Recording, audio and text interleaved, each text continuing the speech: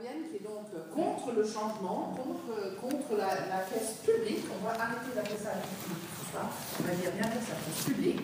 Et Charles, qui est pour le changement, pour cette nouvelle caisse. Alors, il a commencé par laisser chacun s'exprimer pendant environ 5 minutes. Ils vont chacun expliquer leur position et après, moi je poserai toute une série de questions avant de vous passer la parole. Je vais peut-être commencer par dire qu'on s'est mis d'accord tous les trois que cette caisse publique n'est ni pincée ni un placebo. Je crois qu'on est d'accord les trois là-dessus. Alors, sur ce, je vais commencer par poser à toi la question, Charles. Pourquoi es-tu convaincu par cette nouvelle caisse publique? Merci d'abord aux organisateurs, en particulier à Isabelle Bellet et à Bertrand Favre, de nous inviter ce soir. Je vois que le public est nombreux, ça me fait vraiment très plaisir qu'on puisse débattre de cette question, qui est effectivement une question de société très importante, et je suis très heureux d'avoir discuté avec Fabienne Gray-Crozier, qui est un médecin que j'apprécie, avec lequel j'ai beaucoup d'échanges professionnels, et dont je découvre en fait qu'elle est opposée à cette initiative. Alors, nous sommes tous deux médecins installés en pratique privée, on voit les choses à peu près du même angle. Nous sommes aussi bien sûr des citoyens et bien entendu des affiliés des caisses maladie. Alors, beaucoup de gens se posent la question, mais pourquoi changer un système qui marche bien? Alors, il faut savoir de quoi on parle ce soir. On ne parle pas de la médecine, on ne parle pas de la qualité des soins médicaux, on parle du système des assurances qui remboursent ces coûts médicaux. D'autre part, en ce qui concerne la qualité des soins qui est optimale, rien n'est changé par cette initiative et j'aimerais bien insister là-dessus. D'autre part, il faut constater, et je vais me mettre en demeure d'essayer de vous convaincre, que le système d'assurance tel qu'on le connaît depuis 1996, introduction de la LAMAD, est un véritable échec. Alors, si vous voulez, il faut faire un rapide rappel sur ce que c'est que la LAMAD. C'est une loi qui est entrée en vigueur en 1996 et qui a eu pour premier bénéfice l'obligation faite aux gens d'être assurés. Ça veut dire aussi la possibilité pour tout le monde de pouvoir être assuré, ce qui n'était pas le cas avant.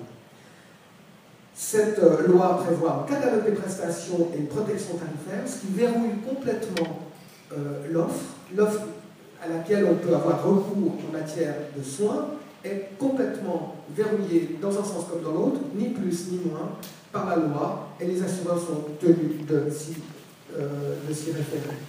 Ensuite, il y a une obligation de contracter, c'est quelque chose qui est très difficile à comprendre quand on n'est pas médecin. L'obligation de contracter, ça veut dire que les assurances doivent considérer chaque médecin qui est installé avec un droit de pratique. Donc il faut obtenir bien sûr un droit de pratique au niveau cantonal, et à partir de là, les assurances ne peuvent pas dire ah ben, ce médecin-là, on ne va pas en tenir compte, on ne va pas rembourser ses factures, les gens qui vont chez lui paieront de leur poche. Bien entendu, toujours pour ce qui concerne le catalogue des prestations. Et puis, il y a une liberté de choix de l'assureur pour les patients. Ils peuvent choisir l'assureur qu'ils veulent, mais on verra après que ce n'est pas si facile que ça. Et les assurances qui opèrent en assurance obligatoire de soins, ce qu'on appelle les caisses maladie, sont tenues, en ce qui concerne leur activité en assurance obligatoire de soins, de ne pas avoir de but lucratif. C'est inscrit textuellement dans la loi, ça veut dire qu'elles n'ont pas le droit de faire de bénéfices. Alors la volonté sous-jacente à tout ça, de la part du législateur, c'était évidemment de mettre ces assurances en concurrence, et par la concurrence, arriver à lisser les prix, à avoir une bonne qualité de travail au niveau administratif, et que tout soit bien réglé, et qu'ils n'aient pas trop à s'en mêler. Bien sûr, c'est très difficile de mettre des gens en concurrence lorsque les produits vendus sont les mêmes pour tous, lorsqu'il n'y a pas de bénéfice possible, lorsque les clients sont captifs, puisqu'ils sont obligés d'être assurés, et qu'il n'est pas souhaitable ni acceptable, bien sûr, d'établir un rationnement. On ne peut pas, les assurances ne peuvent pas dire, écoutez, mes affiliés, ils ne vont pas faire ci, ils ne vont pas faire ça, on va diriger leur prise en charge médicale. Il ne s'agit pas de ça. Alors, la seule issue pour les assureurs, pour arriver à se faire concurrence, c'était de chasser les bons risques. Les bons risques, alors ce que c'est, quand Mme Benner nous posera la question tout à l'heure, on détaillera. Et ça a abouti à un système parfaitement inéquitable, avec des primes pour les mêmes tranches d'assurés, qui vont du simple groupe selon l'assurance à laquelle on s'adresse, ce qui consacre en fait l'échec du système, puisque une mise en concurrence doit arriver bien au contraire à lisser les prix. Voilà. Je ne sais pas si j'ai encore. J'ai encore 3 minutes. Donc, enfin quelques minutes. Donc, nous avons remarqué, depuis que la LAMAD a été instaurée, que les prix ont cessé d'augmenter. Bien entendu, vous en êtes tous conscients. Et ça, c'est normal. Je dirais que ça ne va pas changer. C'est pas de ça qu'on va parler.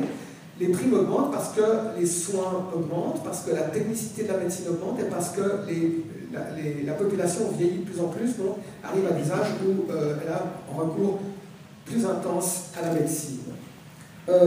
Mais ce qu'il faut aussi constater, et ça c'est extrêmement important, c'est que les prix ont augmenté beaucoup plus, significativement plus et constamment plus à travers les années que les coûts de la médecine. Alors ça, comment c'est possible? Il faudra qu'on arrive à me l'expliquer. Mais il y a une différence qui est notoire et qui est constante et qui est tout à fait reconnue par les assureurs.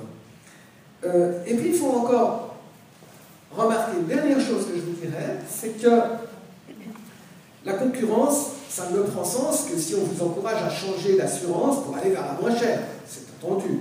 Sinon, il n'y a pas de concurrence, ça ne vaut pas la peine d'essayer de mettre les assurances en concurrence si on n'encourage pas en même temps les patients à s'adresser au meilleur marché. Alors tout cela entraîne par un jeu vicieux au niveau des réserves, une perte de réserve, donc en fait de l'argent qui reste acquis à l'assurance quittée, l'assurance trop chère, et qui va manquer à l'assurance moins chère, qui va reconstituer une réserve pour cet assuré. En plus de ça, il y a d'autres scandales au niveau des réserves dont vous avez beaucoup entendu parler récemment à cause de l'absence de cantonalisation des réserves, alors que les primes sont cantonales. Donc on calcule des primes pour que les réserves soient suffisantes, et puis quand les réserves sont excédentaires, on les déplace dans des cantons où on demande des primes pas assez chères. Ça a spolié la plupart des cantons romans à travers les années, et on nous propose actuellement de nous en rembourser gentiment le tiers après un combat homérique qui a duré, je crois, entre 5 et 7 ans. Voilà. Donc, l'avantage d'une caisse publique, ce sera qu'il n'y aura pas cette concurrence malsaine, c'est qu'il n'y aura plus de chasse au bon risque, c'est qu'il y aura une transparence dans la comptabilité des assureurs, ce qui n'est de loin pas le cas. Il y aura plus de scandale des réserves, on pourra détailler si vous voulez. Il y aura plus ces dépenses inadéquates des assurances pour mener campagne, en particulier la campagne actuelle. Ils sont très fiers d'assurer qu'ils ont mis plusieurs millions pour faire campagne contre cette initiative. Et il n'y aura plus, on pourra aussi en reparler tout à l'heure si vous voulez, ce lobbying excessif au niveau des chambres fédérales, que ce soit au niveau du Conseil des États ou du Conseil national, que ce soit également au niveau même du Conseil fédéral ou du haut fonctionnariat. Voilà, je crois que je vais m'arrêter là et je vais laisser la parole à Madame Lucrezia. Merci beaucoup, Charles. Alors, Fabien, pourquoi est-ce que tu es contre? On vient d'entendre toutes les bonnes raisons pour changer. Alors, avant que vous entendiez un certain nombre de mes arguments, je voudrais remercier en fait le PLR du Grand-Saconnet qui a permis ce débat entre deux médecins, en particulier Elisabeth, puisque sur le plan pratique, ça n'a certainement pas été si facile que cela. Je la remercie particulièrement. Dans ce cadre, je voudrais préciser que je ne suis personnellement affiliée à aucun parti, bien que mon mari soit PLR, comme vous le savez, et que, en fait, ma maman était ex-députée PDC en Valais. C'est à ce titre que j'ai personnellement invité M. Yannick Butel, qui est donc conseiller national PDC et qui nous fait le plaisir d'être parmi nous, parce que c'est un technicien de ce système que finalement moi je ne suis pas du tout. Alors, voilà, je vous précise aussi que j'ai un cabinet d'allergologie immunologie clinique et ça veut dire que j'achète des produits pour mes patients que je dois gérer au cabinet, que j'utilise pour les soins de mes patients et que je dois revendre en les mettant sur les factures. Jusqu'à ce jour, je vous précise aussi, comme dans une conférence scientifique, que je n'ai aucun conflit d'intérêt, ni individuel, ni professionnel, ni même toute l'équipe de mon cabinet en charge de mes patients. Ce qui veut dire que je ne suis affiliée à aucun assureur, ni à aucune pharma, ni à aucune frontière aussi, qu'elle soit genevoise, suisse ou européenne. J'ai voulu témoigner parce que je ressens une certaine responsabilité à ce stade de dire un certain nombre de choses, parce que la majorité des officiels genevois qui s'occupent de la santé dans ce canton, ainsi que l'association des médecins du canton de Genève, est pro-caisse publique et ne partagent pas mon opinion. Alors je ne sais pas si c'est cela qui pourrait signifier pour vous ce qu'est un esprit libéral, mais je vous laisserai juste vous-même. Dans ce sens, en fait, je voulais vous dire pourquoi il est impératif de vous dire non. Et en fait, au fond de la salle, vous trouverez en fait 14 arguments que j'ai alignés pour vous faciliter votre réflexion. Donc surtout, bien sûr, et là je crois que Charles l'a déjà dit, ce n'est pas une votation qui va garantir en rien une diminution des coûts de vos primes maladie. Ça, c'est très important parce que si c'est ça votre espoir, ça ne le sera pas. Parce que vous voulez que votre médecin soit libre et responsable. Parce que vous voulez qu'il puisse choisir avec plus de rapidité, de liberté et d'individualité possible les produits diagnostiques et thérapeutiques, la réadaptation qu'il considère être les meilleurs pour vous, avec une excellente chance de remboursement par votre assureur. Parce que vous voulez aussi que vos autres spécialistes, votre physiothérapeute par exemple, ou votre pharmacien, puissent faire de même. Parce que votre santé n'a pas de prix, mais que vous voulez aussi pouvoir vous responsabiliser dans vos choix personnels et ne pas subir un diktat protocolaire qui va s'instaurer. Vous êtes aussi opposé à toute discrimination des patients fragiles ou souffrant de maladies chroniques, passant par la standardisation obligatoire et systématique des procédures que l'on propose par des protocoles aux dépens du patient unique que vous êtes et du temps relationnel qui se trouve être avec les soignants. Parce que vous êtes opposé à ce que l'égalité et la fraternité passent par cette standardisation outrancière et par des illusions de gratuité, oubliant la responsabilité. Parce que vous êtes aussi opposé à la paralysie décisionnelle, lorsqu'une seule autorité étatique, et vous le savez bien, subira sans négociation possible la pression de tous les lobbies réunis. Parce que l'introduction de la caisse publique dans d'autres pays n'a jamais démontré une meilleure qualité que celle du système de santé en Suisse. Parce que les systèmes de caisse publique européens ont entraîné partout des dettes du trésor public et que vous ne voulez pas que votre pays, la Suisse, s'endette pour la santé. Parce qu'un monopole a toujours entraîné la fuite des entreprises, que la recherche clinique est financée aux 2/3 par les entreprises pharmaceutiques et que vous ne voulez pas que la Suisse perde un des meilleurs rangs mondiaux en recherche médicale en exposant ses citoyens à une augmentation du chômage. Parce que vous refusez de risquer la perte de votre secret médical, que tous connaissent tout de vous, par une étatisation des procédures comme dans l'assurance invalidité et l'hôpital. Parce qu'en tant que citoyen, vous êtes bien sûr opposé à la gestion monopolistique de soins Big Brother, avec une caisse unique Big Brother, ça veut dire, un grand éléphant, qui se gorge de ressources pour les administrateurs aux dépens des soins et de vos impôts. Et parce que vous êtes, comme citoyen, défenseur de liberté, de la diversité et de la responsabilité pour votre santé, et que la caisse publique, c'est le carcan à la fois pour votre docteur, votre assureur, et donc secondairement pour vous. Voilà. Merci beaucoup Fabienne pour ce plaidoyer.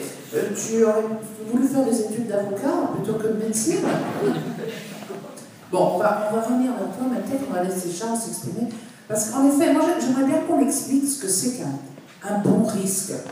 Charles, depuis le début du débat, depuis qu'on lit ça dans la presse, dans les différents documents, on nous parle des bons risques. Est-ce que pour toi, une définition de bon risque? Alors, la définition du bon risque, évidemment, varie en fonction des règles de compensation des risques que doivent suivre les assureurs, règles qui ont été affinées, modifiées au cours du temps, parce que justement, on constatait qu'il y avait cette chasse au bon risque. Alors, si vous voulez, en gros, le bon risque, c'est l'individu qui n'est pas malade, qui est en principe plutôt jeune, comparativement à un individu qui est soit âgé et malade, soit malade chronique, même en étant un peu plus jeune. Alors, il y a toutes sortes d'artifices qui font que cette chasse au bon risque est menée avec succès par des assureurs extrêmement agressifs dans cette chasse au bon risque, et qu'elle n'est pas, ce qui n'est pas le cas, heureusement, de toutes les assurances, qui héritent ou qui gardent peu à peu ou prou, les mauvais cas. C'est ce qui explique que cette solidarité et finalement cette justice qu'on devrait à tout le monde et le respect des gens malades est justement pas opéré puisqu'on leur impose indirectement des primes d'assurance plus élevées. Alors, j'en veux pour preuve une discussion que j'ai eue encore ce matin avec une de mes patientes qui me disait « Mais moi, je suis dans une assurance très bon marché, donc si la caisse passe, ben, je vais être ramené à la prime médiane. » Effectivement, elle aura des primes qui vont augmenter rien que par ce phénomène, alors que, eh bien, de l'autre côté, ceux qui payent des primes excédentaires par rapport à la prime juste, ils verront immédiatement leur prime ramenée vers une médiane qui leur sera favorable. En dehors de cela, encore une fois, la qualité de la médecine n'est pas mise en jeu, le travail du médecin restera le même, le soin qu'ils apporteront à la qualité de ce qu'ils produisent pour les patients, il n'y a aucune raison que ça change. Et je dirais que dans un système concurrentiel bénéfique à tout le monde, eh bien, il faut conserver le caractère, si vous voulez, je n'aime pas dire concurrentiel, mais multiple, qui fait que les médecins en pratique libérale doivent répondre à des critères de qualité, sinon ils perdent leur clientèle. Il faut que ces médecins restent des médecins en pratique libérale, en tout cas lorsqu'ils sont installés en ville, bien sûr, pas pour ceux qui sont à l'hôpital, mais c'est extrêmement important si on veut avoir une efficacité du système. Donc ça, c'est pas remis en cause du tout, nulle part. Il n'y a pas d'étatisation de la médecine. Et quand on parle des primes qui vont augmenter rien que par le fait que le système est devenu étatique et qu'on le compare à ce qui se passe à l'étranger, on se trompe, parce qu'il y a une différence essentielle. C'est qu'en Suisse, on a une prime per capita. C'est-à-dire que la prime n'est pas en fonction du revenu, mais elle est en fonction de catégorie d'assurés. C'est tout. Et ça ne changera pas. C'est là toute la différence avec l'initiative de 2007, qui avait proposé également le Parti socialiste, qui proposait que les primes soient perçues en fonction du revenu. Ce n'est pas le cas, et c'est ce qui m'a permis de me rattacher à cette initiative. Merci Charles, c'est très convaincant, mais est-ce qu'il ne serait pas, parce que l'initiative ne laisse pas une place pour pouvoir introduire plus tard la prime reliée au revenu? Est-ce qu'on ne pourrait pas, une fois qu'on a la caisse unique, introduire une nouvelle façon de calculer la prime plus tard? Alors, on peut toujours proposer des initiatives au niveau suisse, mais ça a été rejeté avec une telle vigueur en 2007 qu'on ne voit pas comment on pourrait revenir rapidement sur le sujet. Mais ça, c'est clair que probablement, il y a des milieux de gauche en Suisse qui tiennent à cette issue. Et est-ce qu'ils y parviendront ou pas, on verra. Mais cette initiative-là, l'acceptation d'une caisse publique, n'est pas un pas dans cette direction. Ça, j'aimerais bien vous en convaincre. Tant qu'il est vrai, j'en suis parfaitement convaincu. Merci beaucoup, Charles. Alors, Fabienne, qu'est-ce que tu penses de cette définition de bon risque? Alors, un bon risque, c'est effectivement un patient qui est juste en bonne santé. Chez moi, en fait, je pense que j'ai 99% des patients qui peuvent être considérés comme des mauvais risques par les assureurs.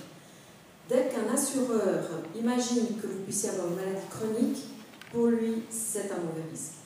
Donc, dès que j'ai un patient qui, vous savez que l'allergie s'occupe des asthmes, dès que je vais prescrire un médicament juste pour 1 mois de spray, mon impression très claire est que ce patient passe dans une catégorie mauvais risque. Et je ne vous explique pas en plus des maladies inflammatoires. Donc, je pense que j'ai la majorité, la toute haute majorité de mes patients sont des patients mauvais risque. Et la question est de savoir s'ils ont des problèmes avec le système de santé actuel. Maintenant, par rapport à l'initiative, j'entends dire l'initiative pour payer par rapport aux revenus, il faut savoir très clairement que les socialistes ont décidé de poser une initiative de ce type. En tout cas, Stéphane Rossini, qui est conseiller national en Valais, s'en est exprimé dans un journal suisse-allemand, dont vous trouverez en fait un extrait, et qui clairement a le but de pouvoir mettre cette initiative en fonction du revenu. Alors, moi j'aimerais revenir sur le coût des primes. on est tous d'accord, chaque année, on nous annonce une augmentation. Je crois que c'est de nouveau 4,5%, quelque chose comme ça, en moyenne pour Genève pour 2015. Ça augmente tout le temps. Pourtant, je crois que c'est toi, Charles, qui a dit tout à l'heure qu'en fait, la raison de l'augmentation des primes, c'est le vieillissement de la population, c'est l'amélioration des différentes technologies, et puis c'est les progrès en médecine en général. C'est les trois facteurs qui font que les primes augmentent chaque année. Alors, est-ce qu'avec la nouvelle caisse, les primes vont baisser? Est-ce qu'on va pouvoir au moins les contrôler?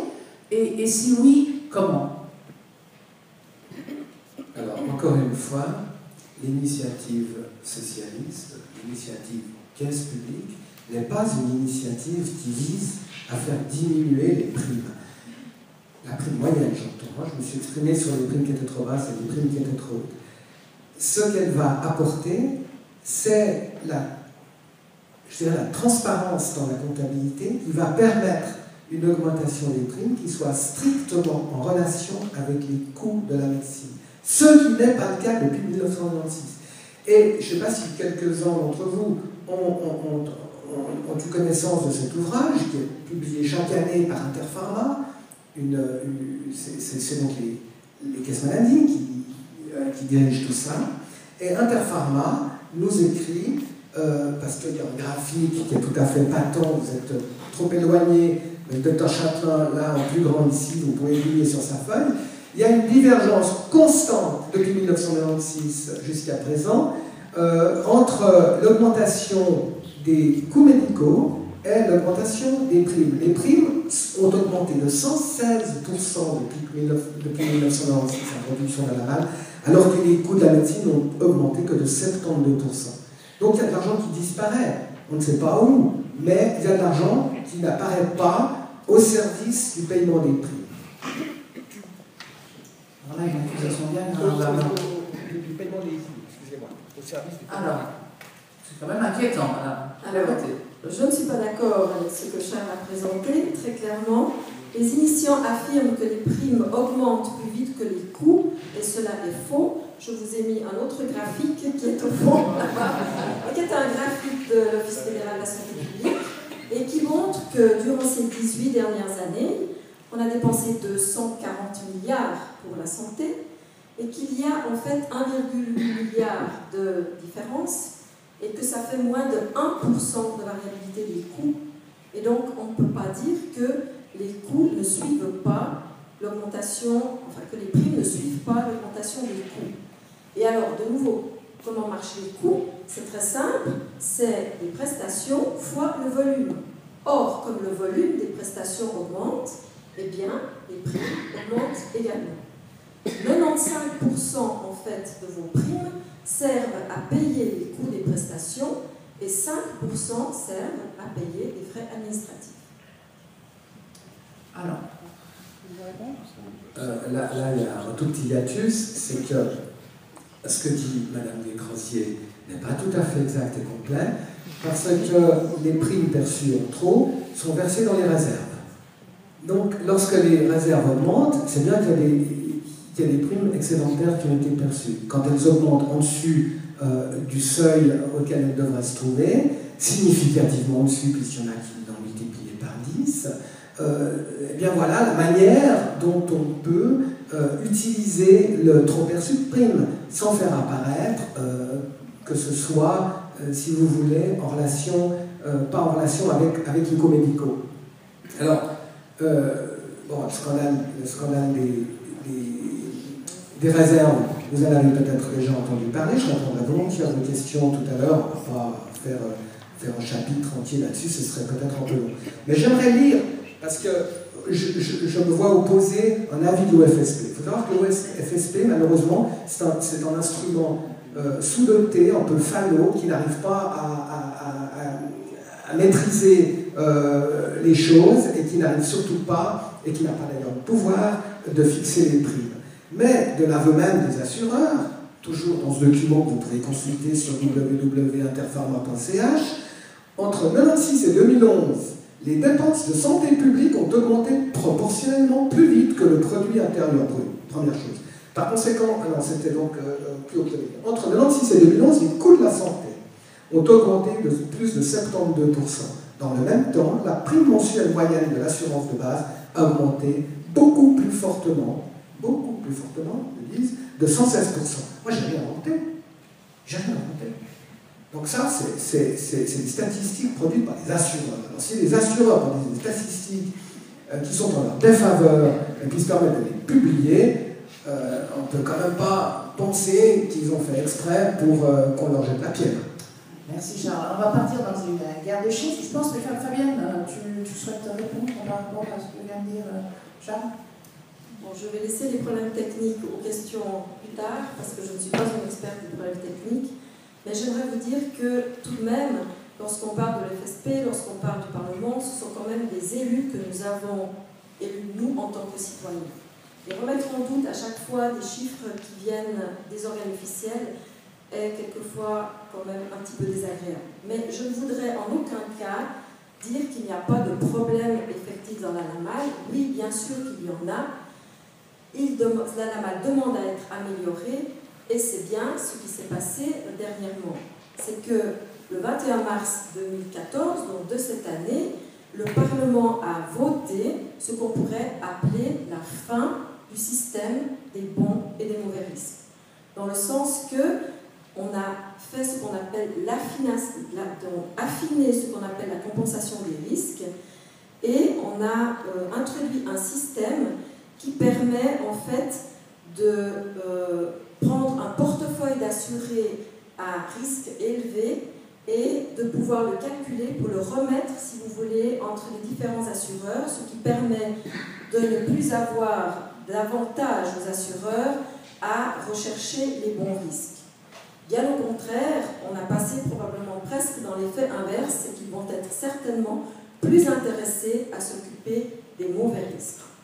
Et donc, c'est un système, les défauts de ce système entre bons et mauvais risques, c'est un système qui est mort.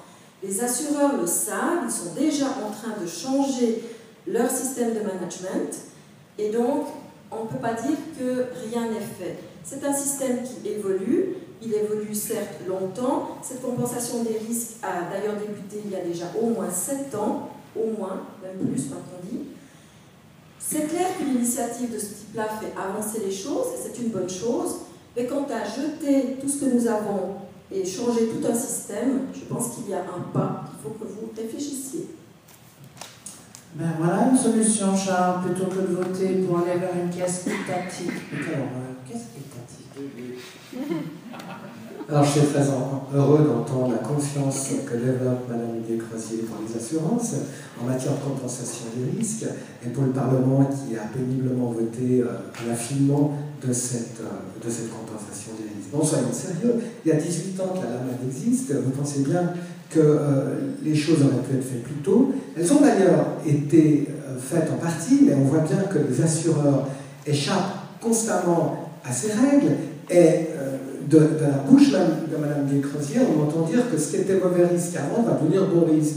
Eh bien, si c'est le cas, les assureurs vont se précipiter pour chasser ces nouveaux bons risques qui étaient avant des mauvais risques, et continuer à se faire une concurrence qui est basée sur la sélection des patients, alors qu'il ne devrait y avoir aucune sélection des patients. Maintenant, je vais juste rectifier quelque chose. Les fonctionnaires de l'FSP ne sont pas des élus. Fabienne, réponse. Alors, moi je vis clairement avec des assureurs qui s'occupent en fait de leurs patients mauvais risques et qui nous accordent très clairement un certain nombre de choses qui ne sont pas accordées à tous. Là, tu parles d'un système qui n'existe pas pour moi. C'est un système où chaque médecin doit se battre pour obtenir un certain nombre d'outils, un certain nombre de produits, puisque les patients sont individualisés. Et ce qui se passe dans cette nouvelle structure qu'on est en train de vous présenter, non seulement c'est que la caisse unique ne propose aucune mesure qui vise à réduire les coûts, mais en plus, les initiants proposent de mettre en place un espèce de case management étatique pour les maladies chroniques. Et donc, de ce fait, c'est les maladies chroniques qui ont le plus besoin d'avoir des médecins qui sont libres de pouvoir choisir leurs produits et leurs traitements pour pouvoir les prendre en charge au mieux des nouveautés de la santé qui se trouvent être piégées dans ce système. Et ça, c'est quelque chose qui est vraiment ce que je pense est contraire à l'idée qu'a voulu la LAMAL au départ quand elle a été mise en place. Et en charge pour nous vendre des assurances complémentaires. Ensuite, il y a une remarque que je voulais absolument comprendre, c'est la remarque de Didier. Je ne comprends pas du tout ce que tu es en train de me dire par rapport à la liberté du médecin.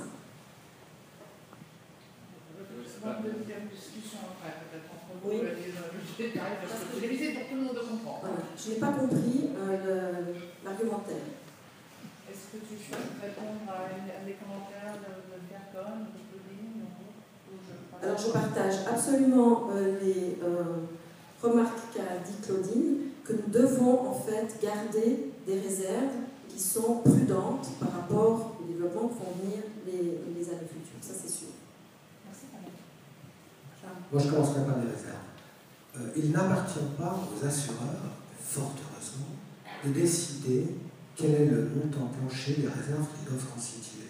Ce sont des dispositions légales qui sont faites de telle manière que les assureurs assurent, qu'on soit sûr que les assureurs ne soient pas en défaut de paiement. Maintenant, il ne s'agit pas de se dire, dans 10 ans, on aura besoin de beaucoup d'argent, on va l'accumuler. Non, chaque année, la population évolue, chaque année, les calculs sont faits, et chaque année, les réserves doivent être ajustées à ce qui semble devoir être suffisant. Et quand je dis semble devoir être suffisant, ce sont les actuaires fédéraux qui le calculent, et je ne pense pas qu'on puisse laisser les assureurs privés gonfler des réserves d'une manière non contrôlée.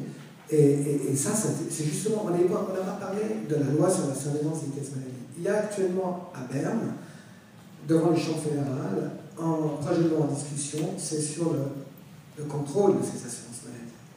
Et tous ces items, ils sont discutés. Vous pensez bien que les assureurs ont mis les pieds, on freine les deux pieds et les deux mains pour l'acceptation d'une loi qui va les contrôler, ou qui va essayer de les contrôler, et qu'en cas de refus, d'ailleurs, ça c'est une anecdote, enfin c'est accessoire, mais c'est accessoire mais très important, en cas de refus de cette initiative, ce qui malheureusement semble en tout cas pour le moment dans les sondages être le cas, eh bien les assureurs vont mettre encore 2 fois plus de freinage pour la nouvelle loi, tant il est vrai qu'ils nous ont échappé à cette initiative qui est la situation qu'ils craignent le plus. Donc, quand on parle de liberté de choix dans les propos de M. Châtelain, on parle de la préservation de la liberté de choix des patients de choisir leur médecin. Et ça, c'est une constante depuis des années, depuis que la LAMAL existe. C'est une constante de la part des assureurs d'essayer de casser cette liberté en demandant l'abrogation de l'obligation de contracter. Je vous ai expliqué ça dans mon introduction, je suis d'accord que c'est compliqué à comprendre, mais les assureurs, ce qu'ils veulent, c'est pouvoir choisir les médecins. Choisir les médecins, non pas en fonction de critères de qualité, ce serait encore à peu près envisageable et discutable, mais en fonction des coûts qu'ils induisent aux assurances. Et alors, bon, il y a tout le système des réseaux aussi dont on pourrait discuter, il y a des faux réseaux que les assureurs vont essayer de mettre sur pied pour casser l'obligation de contracter. Par exemple, il y a un assureur qui a décrété que les médecins généralistes et internistes pouvaient participer au réseau qui montait. Mais ils n'ont pas demandé ni aux généralistes ni aux internistes s'ils étaient contents ou pas contents de cette situation. Ils ont décrété cela unilatéralement. Pour moi, ce n'est pas un réseau. Et puis, ils ont décrété en même temps que les spécialistes de médecine interne qui ont une autre spécialité, dans mon cas par exemple la cardiologie, mais dans un autre cas ça peut être la néphrologie, ça peut être l'hématologie, etc., ne peuvent pas être les médecins de premier coup. C'est un diktat qu'ils ont décidé, selon des critères d'analyse qui leur sont propres, mais qui n'ont aucunement été négociés avec des groupes de médecins.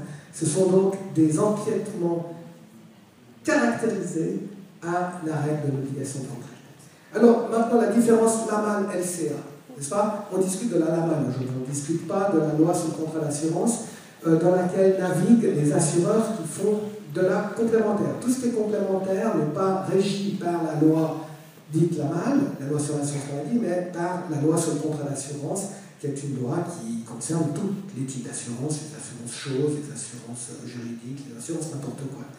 Donc, l'autre association s'est émue, enfin j'entends, les médecins suisses, si vous voulez, se sont émus de l'amalgame qui était fait par le même assureur dans un type d'activité et dans l'autre. Parce que dans un type d'activité, ils ont le droit de faire du bénéfice, et ça c'est tout à fait normal, puis dans l'autre, ils n'ont pas le droit de faire du bénéfice parce que c'est une assurance sociale.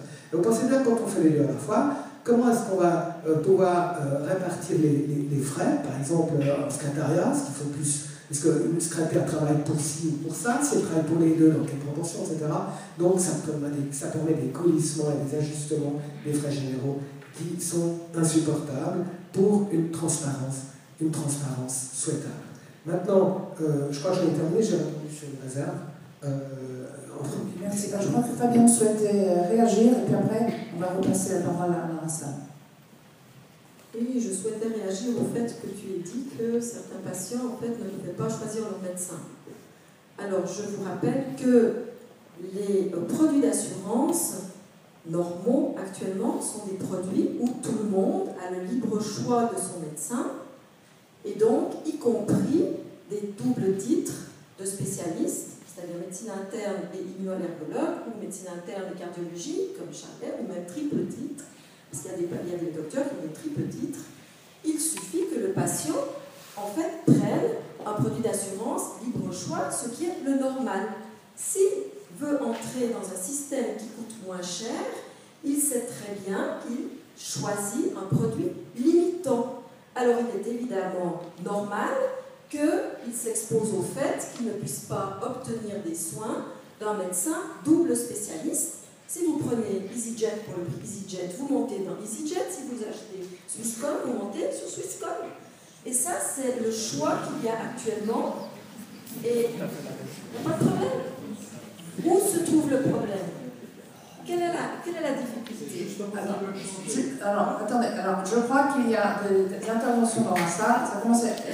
C'est technique, c'est très médical, là, votre débat. Nous, on pense à notre poche, si vous permettez. Alors juste, attendez, il y a M. Buclet, on a la chance d'avoir un conseiller national dans la salle, conseiller national valaisan, M. Yannick Butet, qui veut répondre à la parole.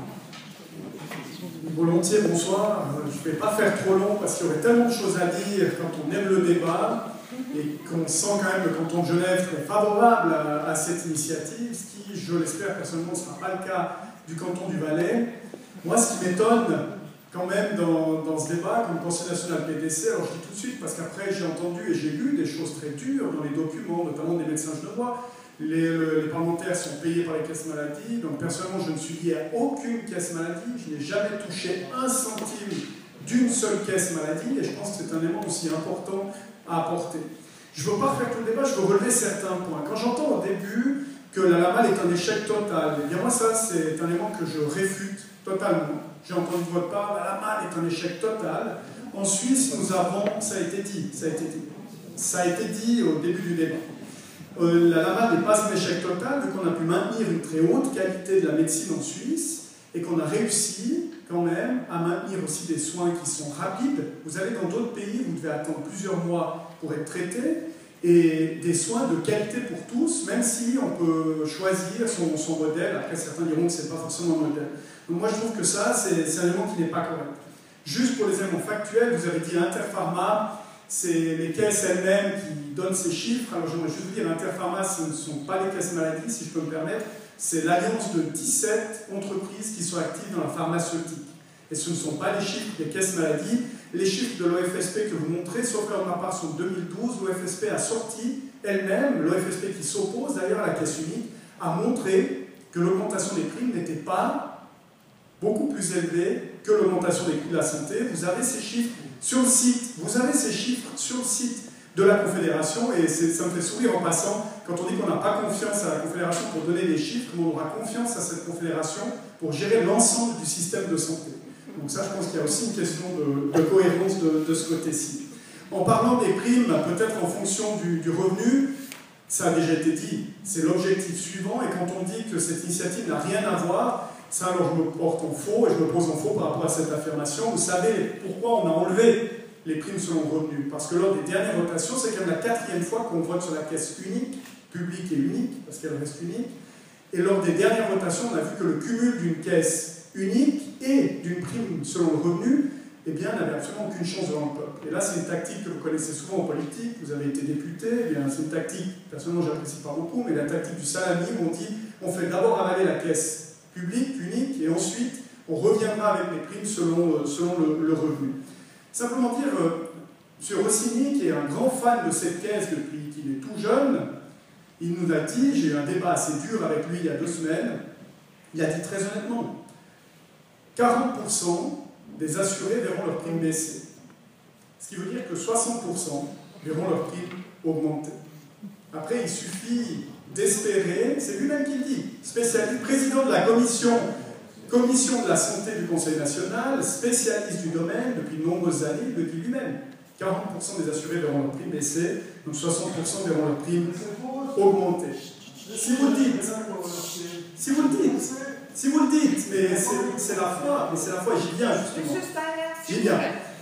Quand on nous dit que les primes différenciées seront possibles, alors peut-être, c'est vrai, le Parlement va le traiter. À l'heure actuelle, il y a une analyse de l'Université de Saint-Gall, de la faculté de droit, qui dit que ces primes, moi j'ai confiance dans nos universités.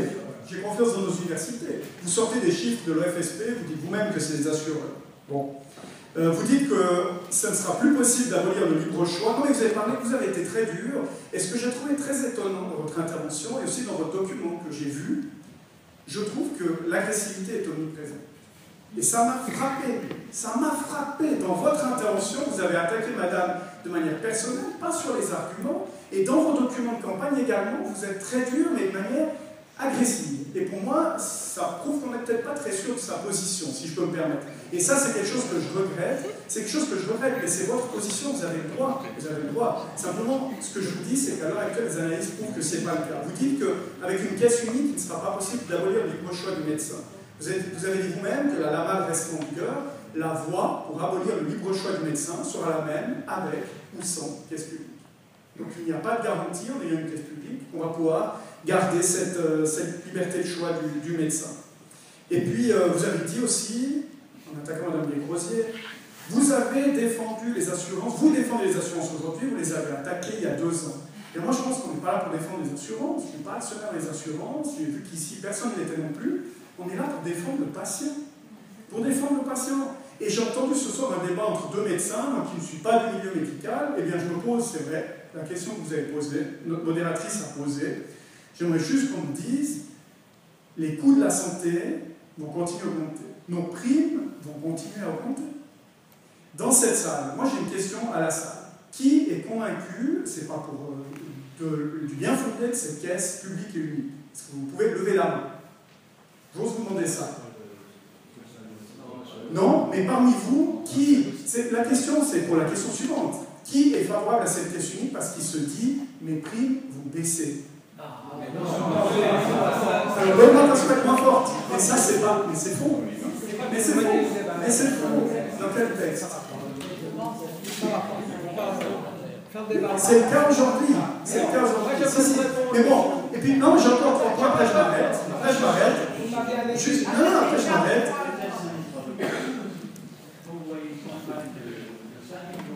Oui, mais alors, je viens à ça. Je termine juste. D'abord, quand on me dit les bons risques, j'entendais aussi M.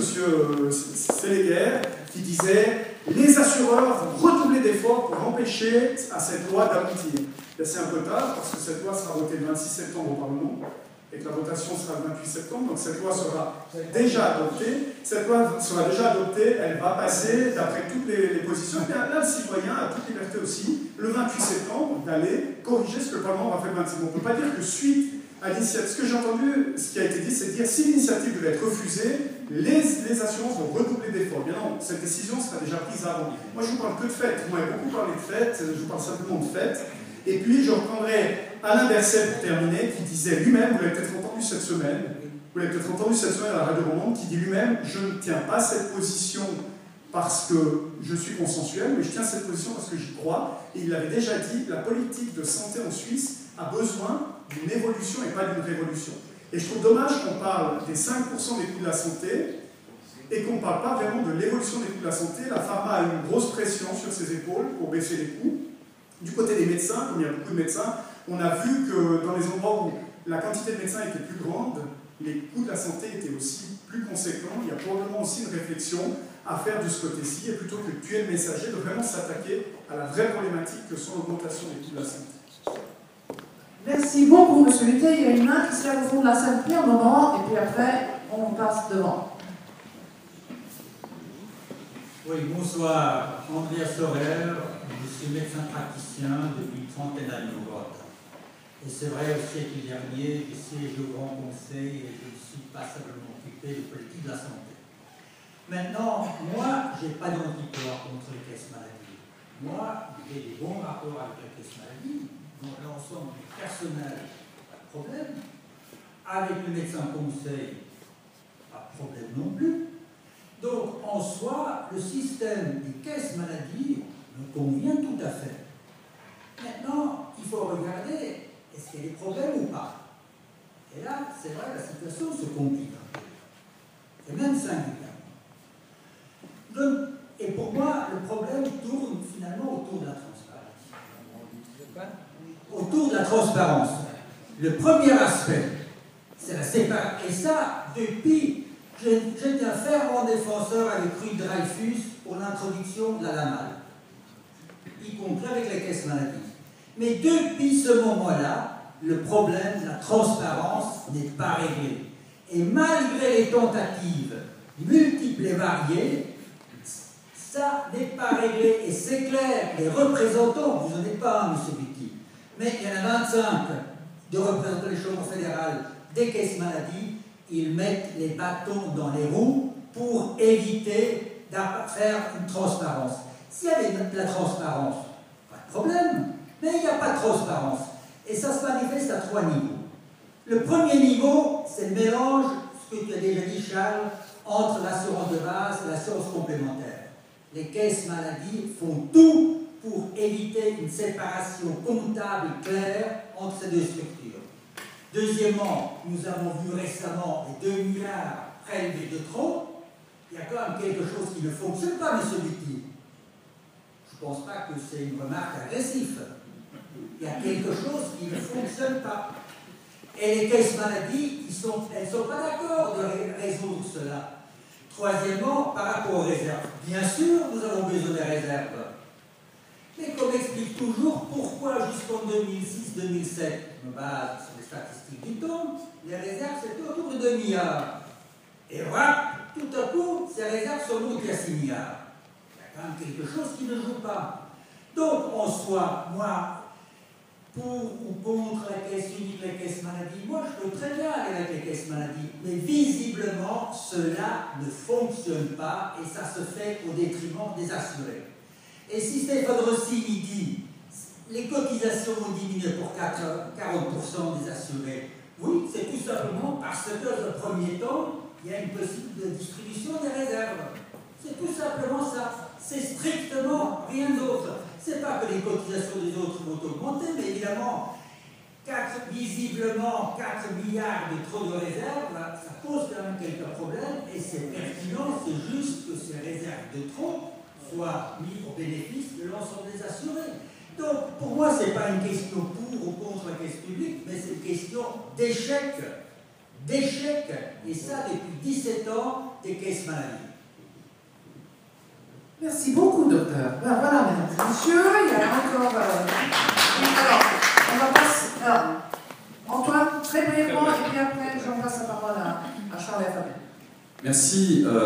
Moi, je n'ai pas d'avis définitif, même si je dois bien constater plusieurs choses, et j'aurais une question pour vous. Le premier, c'est qu'on n'a pas un système de libre concurrence si cher aux cœurs libéraux. Il s'agit bien d'un système opaque, comme tout le monde le reconnaît, où nous n'avons aucune pression aujourd'hui auprès des assureurs parce qu'ils ont complètement noyauté l'appareil législatif fédéral dans ce sens. Ils font les lois et défont les lois avec leur lobby. ce n'est que mon avis, mais c'est un avis, je pense, qui est quand même majoritaire. Et puis, moi, j'ai une question par rapport au choix des médecins. J'ai un petit qui va se faire opérer, qui a 1 an, qui va se faire opérer lundi prochain. Assura m'annonce que l'ambulatoire ne sera pas pris en charge, enfin bref. Je dois constamment batailler avec mon assurance maladie, constamment. Ils oublient de rembourser, ils déremboursent, ils refusent de rembourser, il faut réécrire, il faut réargumenter pour faire valoir ses droits.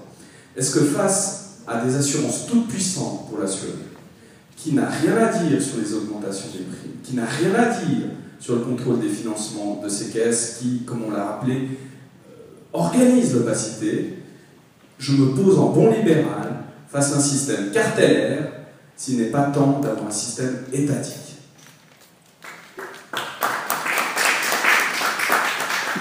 Voilà, alors, Charles d'abord, et ensuite Fabienne, et puis mesdames et messieurs, il est 9h30, je propose que vous répondiez un peu, et puis après chacun d'entre vous va conclure sur les 2-3 minutes. J'aimerais répondre d'abord au propos de M. Buty ou Butet, je n'ai pas bien compris votre nom, conseiller national. Alors, il est vrai que peut-être vous n'avez pas compris que quand je parlais d'échec avec le système des caisses maladie. Je n'ai pas dit que la LAMAL était en échec. Alors si on a compris ça, je rectifie tout de suite. J'ai même rendu hommage à la LAMAL qui, depuis 1996, a permis à l'ensemble des malades de pouvoir accéder à l'assurance maladie. J'ai dit qu'il y avait un catalogue des prestations, qu'il y avait une protection tarifaire. J'ai dit des tas de choses que je ne conteste, dont je ne conteste pas le bien fondé. Ce que je conteste, c'est que la mise en œuvre de la LAMAL du point de vue assurance a été confiée à des assureurs, qui étaient à l'époque très nombreux, qui sont devenus maintenant une soixantaine, et que ce système-là est basé sur une mise en concurrence de ces assureurs. Et là, il y a un échec complet. Voilà, c'est ce que j'ai dit, je le répète, et je pourrais encore vous l'expliquer. Maintenant, quand j'ai dit que je n'avais pas confiance dans les autorités fédérales, non, j'ai parlé de l'OFSP, j'ai parlé d'un office de l'État qui effectivement, et j'ai dit, c'est pas de sa faute, il est sous-doté. Il ne dispose pas des moyens nécessaires, ni législatifs, ni en termes humains, pour pouvoir réellement contrôler les caisses maladie. Et j'espère bien que ça va changer avec la loi. Donc je me réjouis de savoir qu'elle va être votée le 26, mais comme ancien parlementaire, je sais comme vous, que quelquefois on arrive à la séance et puis que finalement on n'arrive pas à finir le traitement d'un objet.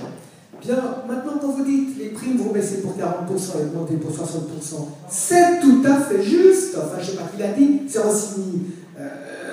Mais il a tout à fait raison. Et je l'ai dit. J'ai dit que les gens allaient rejoindre la prime moyenne. Ceux qui sont en dessous de la prime moyenne vont voir leur prime augmenter dès le départ. Et puis ceux qui sont dans les primes excessives vont voir leur prime diminuer pour rejoindre la prime moyenne, médiane, la prime équitable. Et ça, c'est souhaitable. Et même si je fais partie, j'en sais rien, de ceux qui doivent payer plus, parce que ça se trouverait que mon assurance est moins chère que la médiane, eh bien, je serais très heureux de me plier à ce devoir de solidarité.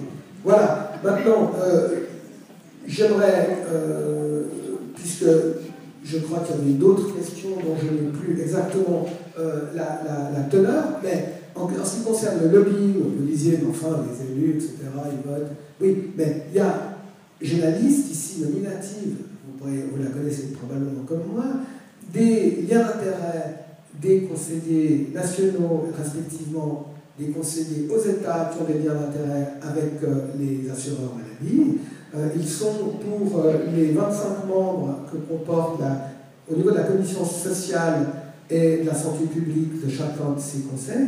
Il y en a sur 25 membres, il y en a une dizaine qui ont des liens d'intérêt et il y en a encore un certain nombre qui donnent leur carte d'accès pour faire du lobbying à des représentants des assurances. En ce qui concerne le Conseil des États, sur 13 membres, il y en a 1, 2, 3, 4, 5. Donc, c'est quand même une bonne proportion. Merci Charles. Est-ce que tu vas t'exprimer? Je voudrais juste revenir sur la remarque de monsieur, en fait, parce que le produit Assura, en fait, est déjà un produit limitant par soi-même, à ma connaissance, parce qu'il y a déjà des limites par rapport à la pharmacie.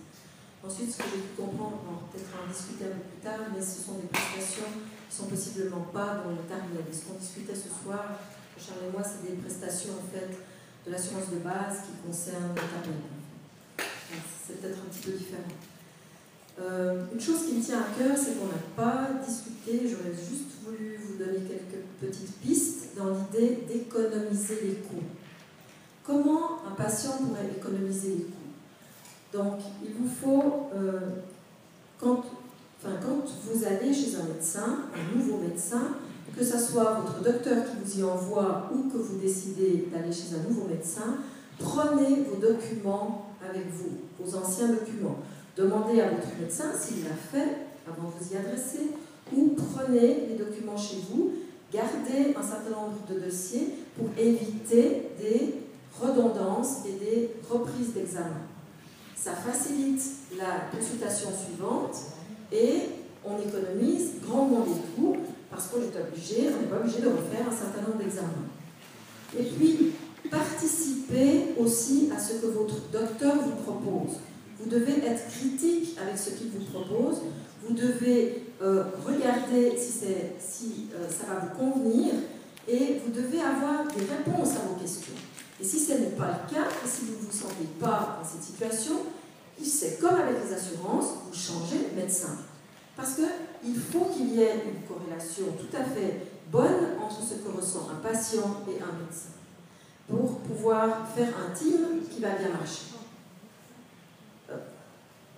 Oui, alors là, on a un peu quitté le débat de la caisse publique, c'est en effet, c'est des bons conseils. On parle que des coûts de primes, que de ci ou que de ça.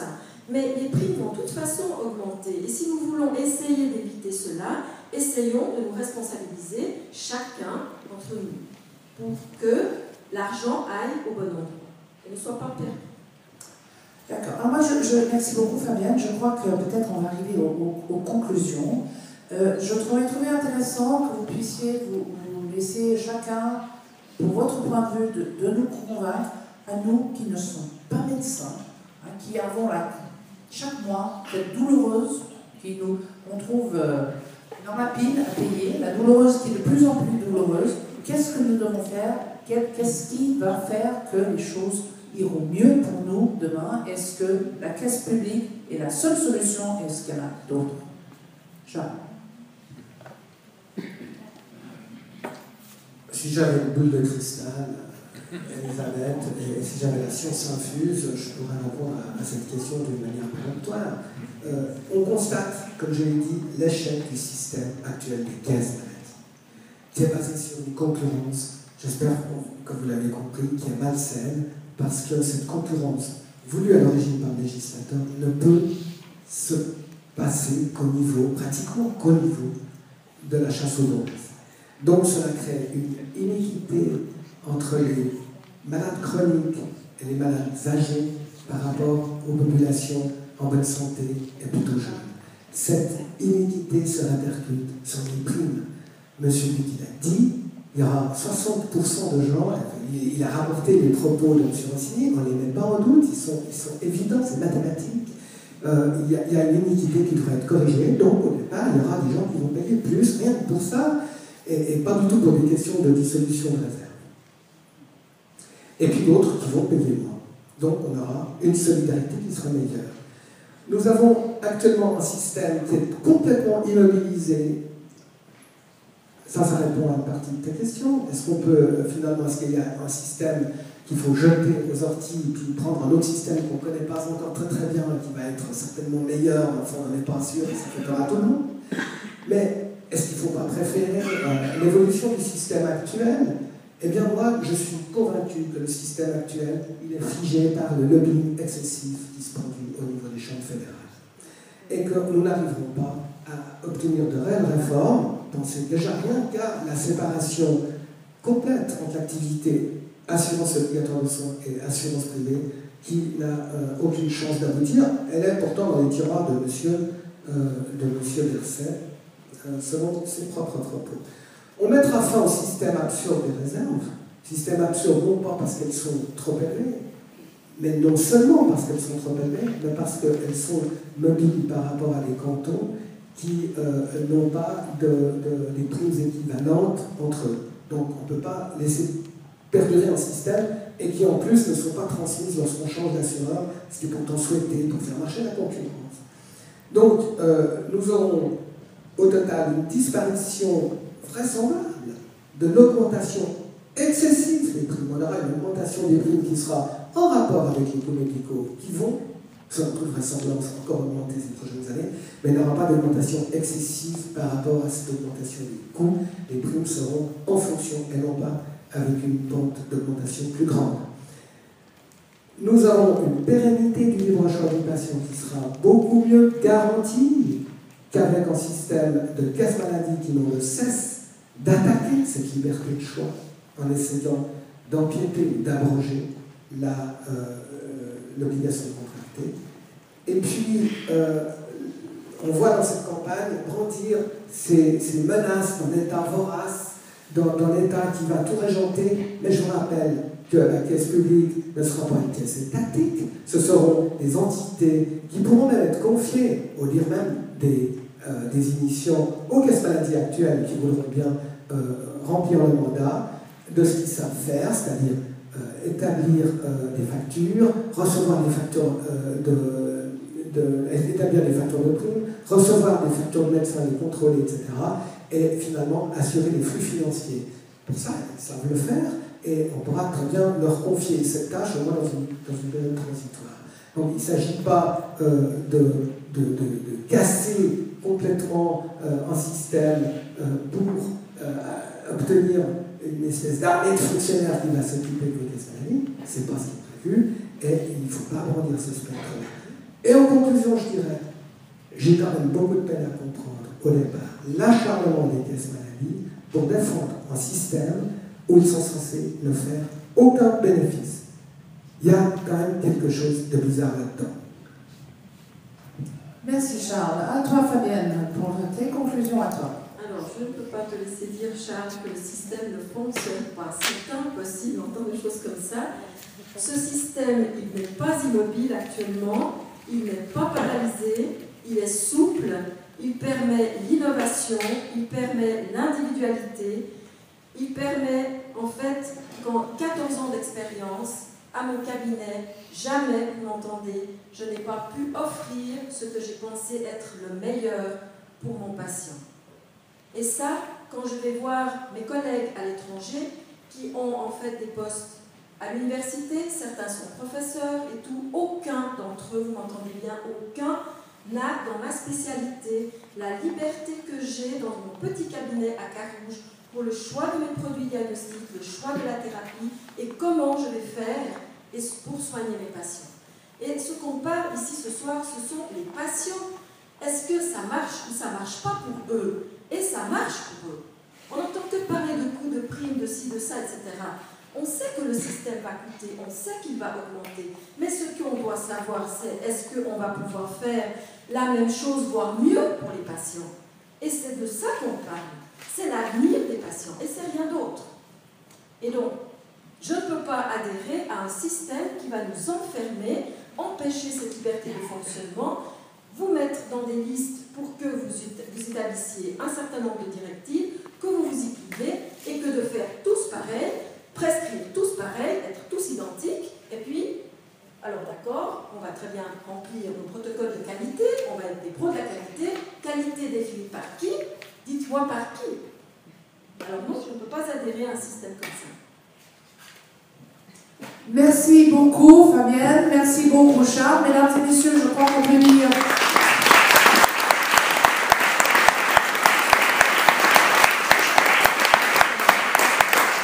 Quelle que soit la conclusion, que le débat fut passionné et passionnant, et que je crois qu'on est tous d'accord dans la salle que quelque chose doit changer. Mais alors, à vous de voir, si vous voulez, aller vers la caisse publique, ou simplement on modifie le système existant. Mesdames et messieurs, alors voilà, nous avons un cadeau pour chacun.